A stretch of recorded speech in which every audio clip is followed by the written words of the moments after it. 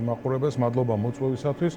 თუ ვინმე სურვილი აქვს ამ ქვეყანაში ევროპასთან ურთიერთობის გაფუჭების, ვიზა ლიბერალიზაციის შეჩერების და ყოველგვარი ძაფების გაჭრის და გაწყვეტის ევროპასთან არის ეს რუსული ხელისუფლების ამ შემთხვევაში მიმტაცებელი პოლიტიკური ძალა და ესენი არიან თანაავტორები და შემოქმედები ამ ყველაფრისა. აი ესენი მიაქარებენ ამ ქვეყანას, ეს არის განზრახ-ქმედება, ახლა არავინ არ ჩათვალოს, რომ ესენი სულელები არიან და ამას ვერ ხვდებიან. არა, კარგად ხვდებიან, უბრალოდ ეს არის დავალება რუსეთიდან, რასაც ასრულებენ ახლა. თქვენ თუ უსმენდით კალაძემ ის ხალხი 2000 წლებში, რა ქვია, 2003-დან 12 წლამდე ლაპარაკობდნო, ახლა ამას აკეთებენ და ლაპარაკობენ. გამახსენეთ, თქვენ მაინც გემახსოვრებათ, თუ ხარ ვწდები 2008 წელს ეს ვაჟბატონი სააკაშვილს საარჩევნო კამპანიაში აქტიურად მონაწილეობდა თუ არ მონაწილეობდა?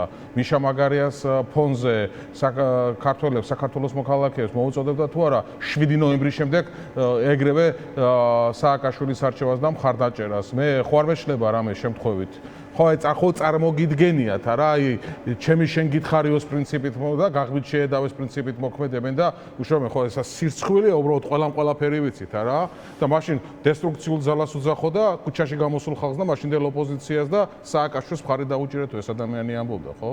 აი წარმოვიდგინეთ ახლა ვინმეს როგორ უყურებს საქართველოს მოქალაქეს ან უფრო საკუთარ ამორჩევლებს, ვინმეს მოკლე მეხსიერება აქვს ხალხო, არ გვახსოვს, ვერ ვნახავთ, არ ვიცით თუ რა არის.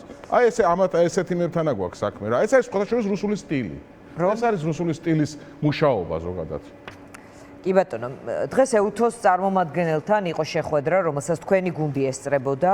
შეგიძლიათ თუ არა გითხრათ უფრო მეტი ამ შეხვედრას და რა სიტყვით სხვებსაც ვკითხე კოალიცია ცვლილებებისთვის პოზიციაზე, სადაც ახსნეს მათ, რატომ არ მიდიოდნენ, რატომ არ დაესწრნენ ამ შეხვედრას, რომ რაღაცნაირად ჩათვალეს, რომ არალეგიტიმურ ხელისუფლებას ხვდებიან, რაღაცნაირად ასე ვთქვათ, ლეგიტიმაციას აძლევენ, ამიტომ მათი მხრიდან ასეთ წარმომადგენელთა შეხვედრა არ მიიჩნიეს საჭირო. ეს მათი პოზიცია,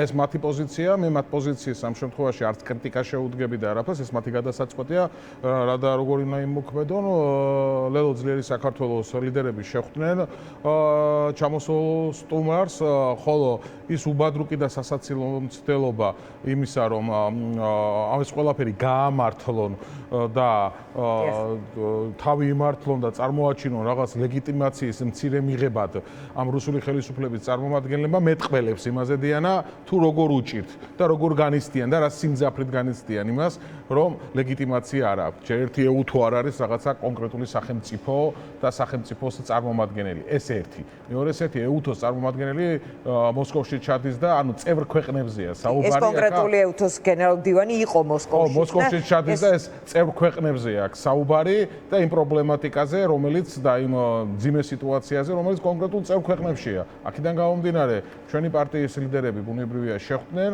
ჰქონდათ საუბარი ამ ყველაფერთან დაკავშირებით, დანარჩენს რო გიჩვენებს. კი, მაგრამ რა იყო მათი მხრიდან, იყო თუ არა ეს პარტიაში, იყო თუ არა გავლილი, რა ტიპის თემები იყო დაყენებული თქვენი მხრიდან და აი ამ ფორმატის საუბარში რაც მოესწრო დაახლოებით როგორც ვიცი 40 წუთამდე იყო საუბარი შეხვედრა, ბუნებრივია ყველა ქვეყნისთვის საჭიროებო საკითხზე იქნა აქცენტები გაკეთებული ქვეყნის უკეთესი მომავლისათვის ჩვენი მხრიდან ადვოკატირება ბუნებრივია ამაზე შეიძლება ითქვა საუბარი კონკრეტულად. კი ბატონო, ლეგიტიმაციის კრიზისის ამოვსებას ოცნება ცდილობს სხვა ასე ვთქვათ თქვენც ახსენეთ აი ამ შეხვედრებით, ამისთვის არის თუ არა დავითაშვილის შეხვედრა ვაშინგტონში სახელმწიფო დეპარტამენტში სუყე ნაწილი აი ამ ლეგიტიმაციის სიცარიელის შესავსებად. მე წეხამ თქვი და ისევ განმეორდები, ხო ხედავთ როგორ უჭირთ დიანა, რომ რაღაცა თითოეულ შეხვედრას და ხელის ჩამორთმევას ამ შემთხვევაში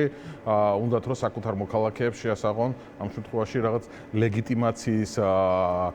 ლეგიტიმაციის მიჩნევად ჯერ ერთი რა უბედურება ჭირს ჩვენს ქვეყანას, რომ საერთოდ ეს კითხვა გაჩნდა ქვეყანაში მაშინ ეს კითხვა გააჩინა სუსტად ამ ხელისუფლების მიტაცებელმა რუსულმა პოლიტიკურმა ძალამ. აი ეს რო დადგა დღის ეს რიგში და ეს არა მარტო დადგა, ეს ფაქტია უკვე. რომ ესენი არიან ხელისუფლების მიტაცებელი რუსული ძალა. აქედან გამომდინარე, ამერიკის შეერთებული შტატები ზოგადად ჩვენ დასავლელი პარტნიორები, ევროპელი მეგობრები ყოველთვის იდგნენ და დგანან ქართველი ხალხის გვერდით და ნუ ახლა მეგობარი აქტის დაინიცირება და მსჯელობა, მე მგონი ორპარტიული დოკუმენტია, ამ კითხვას პასუხს მარტივად სცემს ამასთან დაკავშირებით. კი ბატონო, უბრალოდ ეს ვთქვათ, რომ ეს მთელი რიგი პროცესი აქვს გასავლელი მეგობარ აქტს. მაგრამ სახელმწიფო დეპარტამენტში ნებისმიერი რანგის შეხვედრა მაინც რაღაცნაირად დაეხმარება თუ არა ხელისუფლებას, რომ ეს აღიარების ნაწილად ამას ლაპარაკობ არანაირად, ეს გამორიცხულია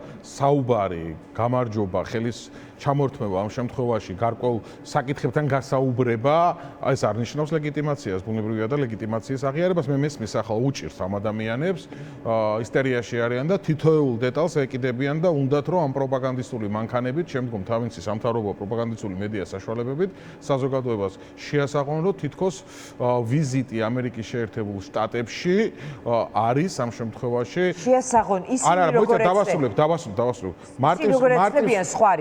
მარტივს არ არის ხო მაგას ლაპარაკობ, არანაირი ლეგიტიმაციაზე არ არის აქ საუბარი და მარტივს გეტყვით, ელემენტარულად ამერიკის შეერთებულ შტატებს დასანქცირებული ყავს არაერთი პირი, მაგნიცკის სიაშია, ეგრეთ წოდებული შინაგან საქმეთა მაგნიცკის სიის, უყურეთ მაგნიცკის სიის სიმძიმეს სანქციებში, მე მგონი ნომერ პირველია, ხო, ყველა ხვდებით და რადონის ის არის, ხო, აქედან გამომდინარე აქ მარტივად არის ეს საკითხი, მარტივად ეცემა ამ ყველაფერს პასუხი და მარტივად იშლება მათი პროპაგანდა, მაგრამ ახლა ესენი თეთრზე შავს იტყვიან, ჩვენ არ ვაპირებთ იმის მტკიცებას, რომ ნუ ამ შემთხვევაში ეს ასე არ არის, იმიტომ რომ რაც არ უნდა უმტკიცო ამ ადამიანებს, იციან, მაგრამ მაინც ეგ და იგივე საუბრობენ. ხო, მაგრამ აი ასე დავუბრუნდები ამ შეკითხვას, რამე შეიძლება მოხდეს ისეთი, რომელიც ამ თემას ლეგიტიმაციის ან არალეგიტიმაციის ეს თქვა გადაწყვეტს. დავითაშვილი რო იყო ჩასული? არა, კიდევ სხვა რამ. თუ ეს არის უკვე წერტილდასმული საკითხი თქვენ. დღეის მდგომარეობით მე მარტივად მოგიყვანებ. დღეის მდგომარეობით, ანუ შეიძლება რა. არაფერი რამეა ხედავთ თქვენ ნიშანწყალს?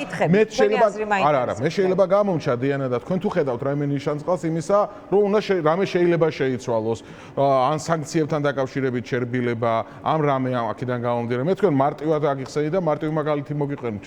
ნუ რა ვიცი, კარგი იქნება თუ საწინააღმდეგო აზრი იქნება, პოლემიკა იქნება თუნდაც ჩვენ შორის, უბრალოდ მითხარით, როდესაც მაგნიცკის სიაში არიან ეგრეთ წოდებული ხელისუფლების მიმტაცებლები, სხვადასხვა სიაში არიან, როდესაც მეგობარი აქტია დარეგისტრირებული, იმაში ეს ყველაფერი კარგი კი არ არის ზოგადად. ეს არის ქვეყნისთვის ძალიან ცუდი, იმიტომ რომ ქვეყანას ყავს ხელისუფლების მიმტაცებელი პოლიტიკური ძალა, ეს ქვეყანას უკან ხევს, მაგრამ ეს ფაქტია. სხვა რამ გითხრათ, შეიძლება რამე ისეთი მოხდეს თქო, რომელმაც ეს საკითხი შეცვალოს მიდგომა, თუ ფიქრობთ, რომ ისეთი მსუყე წერტილი აქვს. მე მესმის თქვენი კითხვის, მე მგონა კითხვაზე გაგეცით პასუხი, მაგრამ მოდით ასე ვთქვა, თქვენ როდესაც კითხვა დასვით, შეიძლება მოხდეს.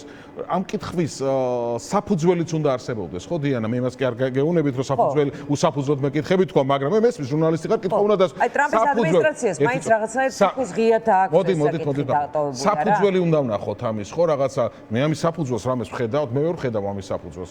თუ თქვენ ხედავთ, მითხარით და ვიმსჯელოთ ამ საკითხს. მე ვერ ვხედავ. არა, გეკითხებით. თქვენი აზრია საინტერესო. ანუ ფიქრობთ, რომ ეს წერტილდასმული თემაა. მე გეუბნებით საფუძველს იმისა. აი დღეს, როცა ჩვენ საუბრობთ, საფუძველს იმისა, რომ რამე იყოს თუნდაც ამათთვის, აი რასაც ლეგიტიმაციას ესენი უძახიან და ამბობენ, რომ მსგავსი რამ ჩვენ კარგად ხედავთ, რომ არ არის. კი ბატონო. ასევე საინტერესოა სალმე ზურაბიშვილმა დღეს 26 მაისის აქცია დაანონსა კომიტეტი, ანუ როგორ უყურებთ ამ პროცესს, ასე ვთქვათ, რაღაც დროდადრო გარკვეულ თარიღებზე მიბმა, პროტესტის შეკრების და ასე შემდეგ, აი ამ დინამიკაში ხართ, იქნებით თუ არა ჩართული ამ პროცესში და ასე შემდეგ. ნუ რელო ძლიერი საქართველო იცით, რომ ყოველთვის არის ამ რუსული რეჟიმის წინააღმდეგ მშვიდობიან კანონიან კონსტიტუციურ პროტესტებში ჩართული, ეს მე მგონი არ ახალია ამასთან დაკავშირებით, ამ კითხვაზე პასუხი. უბრალოდ როგორ ხედავთ, ანუ სწორი დინამიკა და ასეთ თარიღები, იმიტომ რომ გააკრიტიკეს ვიღაცებმა თქვეს, რომ ეს თქვათ 10 თუ 31 მარტი, 26 მაისი, 7 აგვისტო, ანუ რაღაცნაირად თითქოს ირონიით შენიშნეს, რომ რაღაც თარიღები მიდის აკინცვა პროტესტის. ვინ ირონიით უყურებს თუ ვინ არ უყურებს ირონიით, ამ ქვეყანაში პროტესტი მანამ უნდა გაგრძელდეს. პროტესტის სხვადასხვა ფორმა არსებობს, ხო? მანამ უნდა გაგრძელდეს, სანამ ეს რუსული რეჟიმი ამ შემთხვევაში არ გაათავისუფლებს პოლიტიკურ ტყვეებს, რომელიც ახლა დარწმუნებული ვარ ვიყურებენ. და რომელთა სასამართლო პროცესითაც გაიხსნა თქვენი გადაცემის მეორე ბლოკი და სანამ არ შეინიშნება ახალი საპარლამენტო არჩევნები. ეს პროტესტი ყოველთვის იქნება ამ შემთხვევაში და თარიღებზე არავინ არაფერს ჩამოკიდებას არ აპირებს, ბუნებრივია.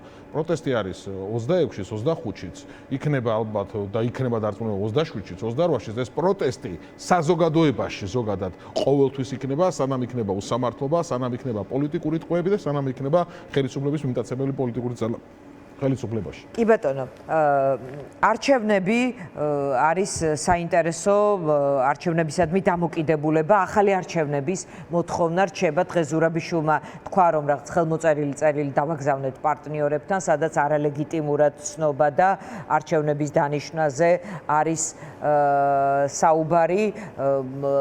გააქვთ ეს განცდა, იმიტომ რომ თქვენი ერთ-ერთი ლიდერი ირაკლი კუპრაძე ამბობდა, რომ თითქოს არსებობს ინფორმაცია, რომ ორივე არჩევნებს ერთად ჩანიშნავს ოქტომბერში ივანიშვილი. ანუ ეს მოლოდინი გააქვთ, რომ შეიძლება იყოს სადღაც ახლო პერსპექტივაში ახალი არჩევნები. მოლოდინი რო არ გქონდეს, ჩვენ ბუნებრივია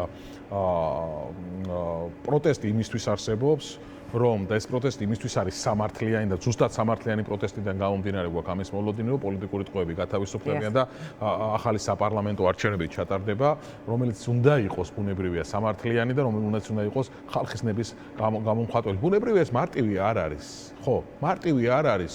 ეს ბრძოლა მარტივი არ არის. როდესაც გააქვთ დაპირისპირება რუსულ რეჟიმთან, ხელისუფლების მიმტაცებლებთან, რომელსაც ძალიან ბევრი დანაშაულები აქვს ჩადენილი. მე მესმის, რომ მარტივი არ არის, მაგრამ ეს პროტესტი დარწმუნებული ვარ, ჩვენი გუნდი დარწმუნებულია, რომ ამ პროტესტმა შედეგი უნდა გამოიღოს. აი ამაში ვარ დარწმუნებული ბუნებრივი და ჩვენ თანმიმდევრულები ვართ ჩვენს ნაბიჯში, ჩვენი ქმედებებით დავადასტურეთ დიანა ეს, როდესაც საქართველოს პარლამენტის შენობაში შეიკრიბნენ და საქართველოს პარლამენტი დაარქვეს, ჩვენ თქვით, რომ იქ ჩვენ ამის ლეგიტიმაციას არ ვაღიარებთ, ჩვენ ძლიერმა საქართველოს აბსოლუტურად ყველამ ერთხმად დავწერეთ განცხადებები, დავწოვეთ ის ეგრეთ წოდებული მანდატები, მეც პირადად დავწერე განცხადება, დავტოვე ის, ანუ ჩვენი მხრიდან ჩვენ მართ ამ შემთხვევაში თანმიმდევრულები ამ რეჟიმის, რუსული რეჟიმის არაღიარებასთან დაკავშირებით ვართ ამ ბრძოლაში ბუნებრივია, ყველა სამართლებრივ ბრძოლაში ვღებულობთ მონაწილეობას